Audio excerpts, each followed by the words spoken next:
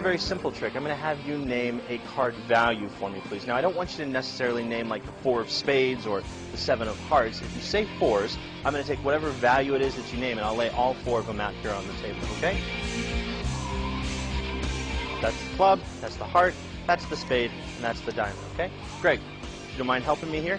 Max has made a decision on the jacks. I'd like you to name any suit that you'd like. Okay. Clubs. Clubs. That's these ones right here. Is there any reason that you left the club on the table? I mean, I'm not questioning your decision. I was just curious as to why you would have left it there. In fact, Max, is there any reason that you would have chosen the jacks?